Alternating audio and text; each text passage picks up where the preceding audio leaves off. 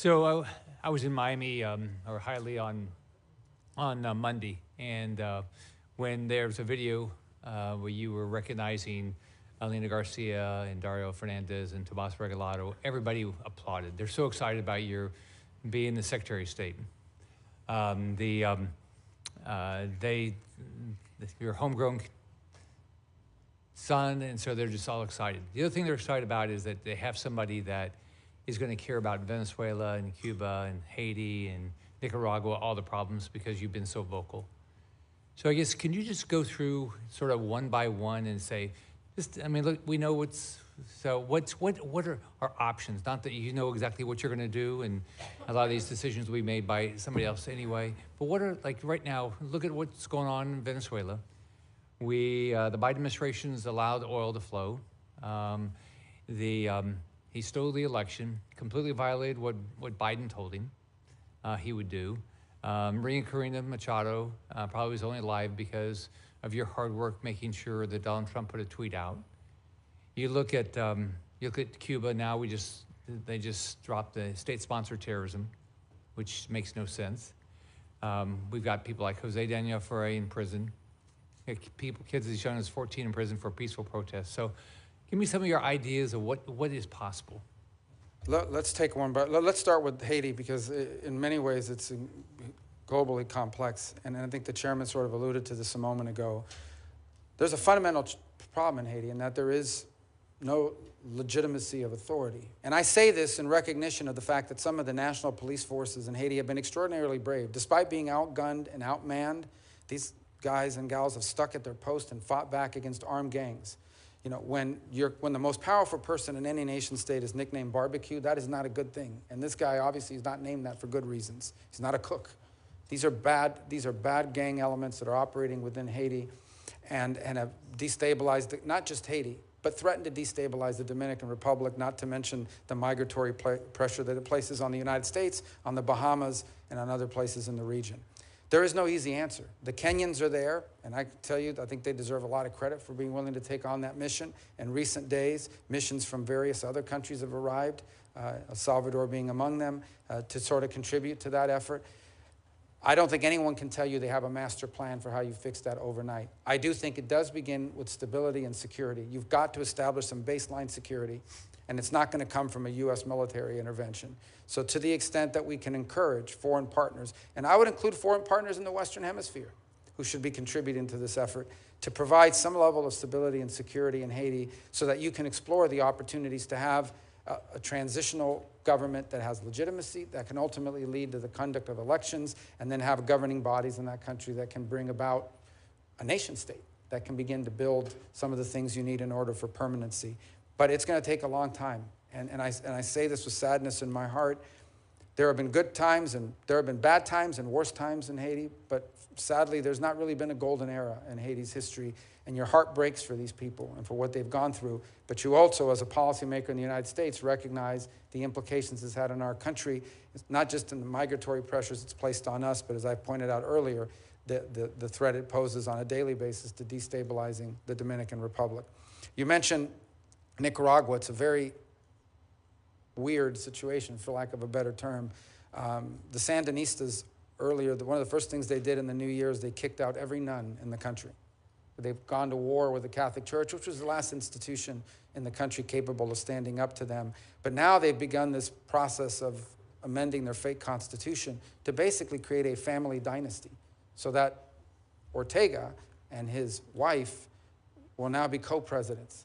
There's no democracy that's been completely wiped out. They have literally put plane loads of opposition figures and exported them here to the United States and around the world. They literally arrested anyone who signed up to run for president. They arrested every single, you signed up to run for president, they put you in jail. So it's a big challenge, but our national interest is most challenged. Number one, because of migratory pressure. Number two, because the Nicaraguan regime is allowing people to fly into Nicaragua visa-free from anywhere in the world and then transit to the United States. They have become the point of entry for people from all over the world because you come in without any visa.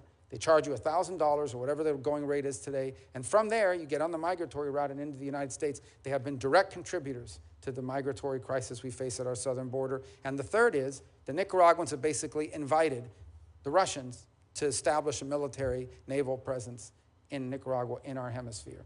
That poses a threat to our national security. That needs to be addressed. Venezuela, sadly, is not governed by government. It's governed by a narco-trafficking organization that has empowered itself of a nation state. And we have seen, I believe, upwards of 7, 8, 9 million Venezuelans have just left the country. More are expected to leave. I was in strong disagreement with the Biden administration because they got played the way that I knew they would get played. They entered into negotiations with Maduro. He agreed to have elections. The elections were completely fake.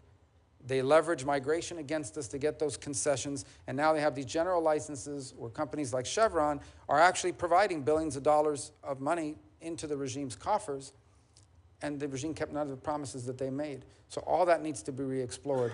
Because in Venezuela, you have the Russian presence, you have a very strong Iranian presence. The Iranians, in fact, are exploring, or in fact are beginning to build drone factories for the manufacture of Iranian drones in our own hemisphere. Not to mention the long practice of the Venezuelan regime of providing real but illegitimate passports to operatives for Hezbollah in our own hemisphere. And lastly, and I leave it lastly to Cuba because it's one that's been more enduring, the problem in Cuba basically is that despite being a communist regime and Marxism not working, is that they've decided, and they thought what they would do is that they would create this holding company. It's called Gaesa. It is a company that they own by the Cuban military, and that holding company owns everything that makes money in Cuba. If it makes money in Cuba, they own it, and it generates revenue for them. The Miami Herald just did an expose on Gaesa.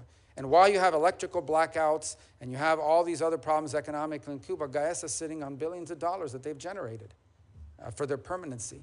In 2017, the Trump administration sanctioned Gaesa.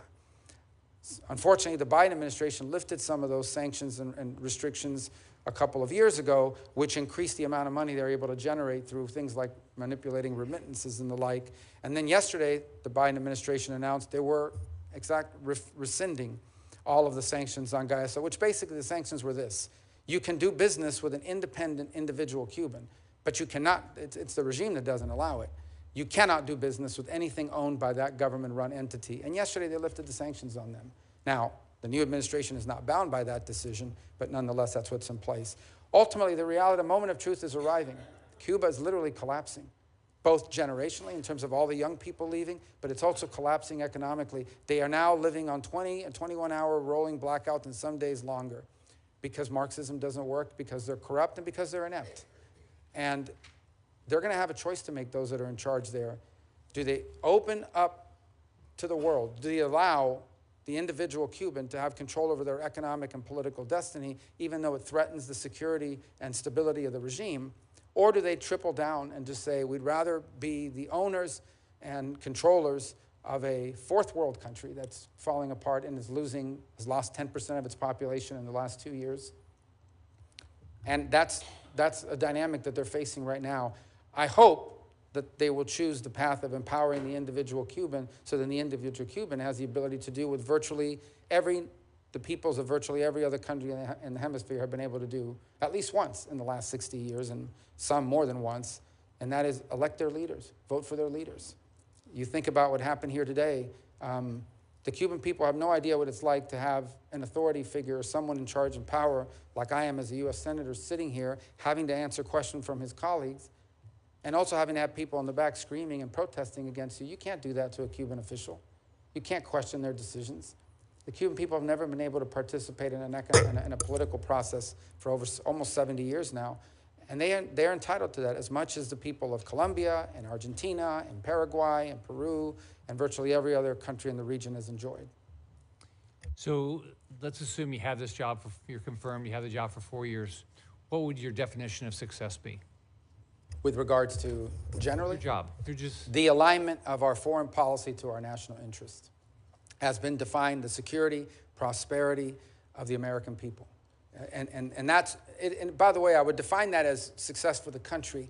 What I would define as success for the State Department is not just that alignment, but making the State Department highly relevant again. Sadly, and I think I've shared this with you in some of our meetings with many of my colleagues, what has happened over the last 20 years under multiple administrations is the influence of the State Department has declined at the expense of other agencies and also at the expense of national security councils because it takes so long for the State Department to take action. And so increasingly, you stop getting invited to the meetings, and they stop putting you in charge of things because it takes too long to get a result.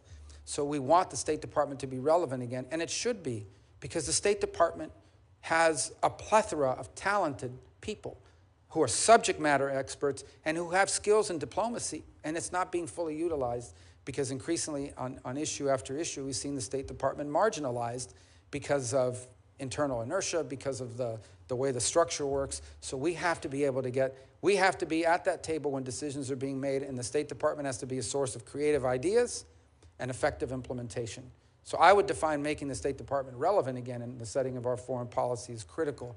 And I think that's something that maybe is not as perceived by the general public as it is by those of us who watch it on a daily basis. Thank you. Thanks. Senator Rosen. Well, thank you, Chairman Ray.